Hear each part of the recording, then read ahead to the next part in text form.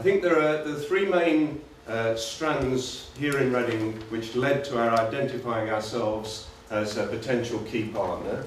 The first strand, as Kate has referred to, is the collection of literary and publishing archives which are held here. A very rich collection which is also long established. It dates back at least to the 1970s. The second element is the research interests of faculty members here, which Steve Mython referred to, the strong interest in book history, in research in contemporary literature, not just in this country but in the English language right the way around the world, and in research which engages with literary manuscripts to open up the study of literature. And the English, French and Italian departments of this university all have strong interests in that area. So that's the second component which led Reading to think that we could lead on this network.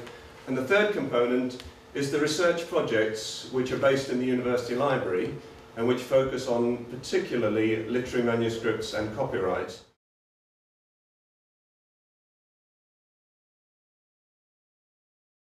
The setting up of 2 5-year projects at Reading University fulfilled our most ambitious dreams.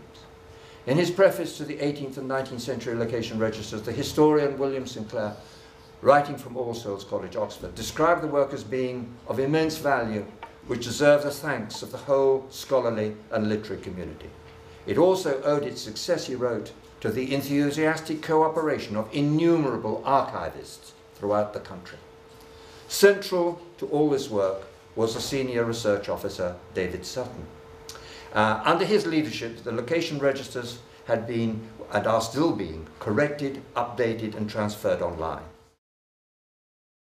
We were establishing a dedicated Beckett archive in the university library with material that would be acquired as we went along.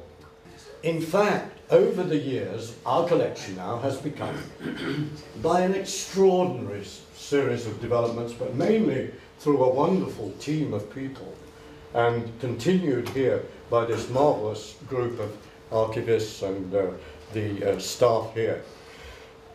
We have become the biggest and the richest collection in the world, to my astonishment.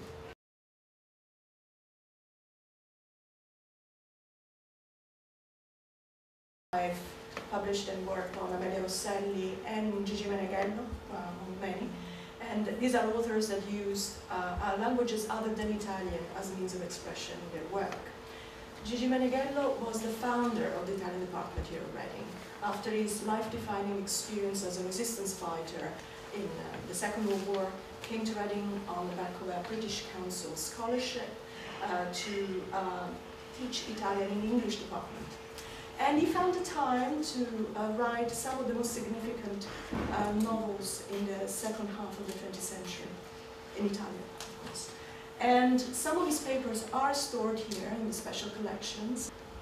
My specialism is in the history of children's literature and publishing in France. And I'm currently preparing a new research project on children's publishing in post-war France. My own background is in literary criticism, which would seem to position me closer under that heading of interpretation that names our network. However, as a Caribbeanist, I've always recognised that questions around interpretation can't be cleanly extracted from those about the politics of material production and the social relations that govern not just dissemination and reception, but that question of location and ownership. In fact, the very question of existence for literary manuscripts and archives.